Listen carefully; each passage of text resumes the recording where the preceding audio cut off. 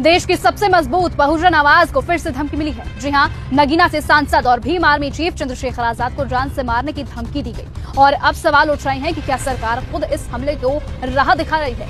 क्या ये मिलीभगत नहीं है? और अगर नहीं है तो अब तक कार्यवाही क्यों नहीं की गई? रिपोर्ट्स के अनुसार खुलासा हुआ है कि सियासी षड्यंत्र, सिस्टम की चुप्पी और चंद्रशेखर आजाद की जान को मंडराता खतरा अब गंभीर रूप लेता जा रहा है। भारत में अगर आज किसी नेता से ज्यादा डर सत्ता को है तो वो है चंद्रशेखर आजाद। इस तरह की बात अब जनता खुद कह रही है। दलित, मुस्लिम और वंचित तबके की गूंजती हुई आवाज है, जिन्हें अब खुलेआम मार डालने की धमकी दी जा रही है। 10 दिन के अंदर सांसद चंद्रशेखर आजाद को गोली मारने की धमकी एक मोबाइल नंबर से भेजी जाती है और मैसेज में लिखा जाता है, जय भवानी, जय राजपूताना। लेकिन सवाल ये नहीं कि धमकी किसने दी, सवाल ये है कि केंद्र सरकार अब तक चुप क्यों है और क्या ये चुप्पी महज एक संयोग है या फिर किसी गहरे षड्यंत्र की परछाई? क्योंकि जब दलित, पिछड़े, मुसलमान और शोषित समाज से कोई आवाज उठती है, जब कोई रिक्शे वाला, ठेले वाला लोकसभा पहुंचने लगता है, तब सत्ता कांपने लगती है। इस तरह की बातें अब चंद्रशेखर आजाद के समर्थन में जनता खुद कह रही है और धमकियां उस डर की निशानी है। ध्यान देने वाली बात तो ये है कि चंद्रशेखर आजाद पर ये पहली बार हमला नहीं हुआ, उन पर पहले भी जानलेवा हमला हो चुका है और अब एक बार फिर से उनके खिलाफ जहर उगला गया है।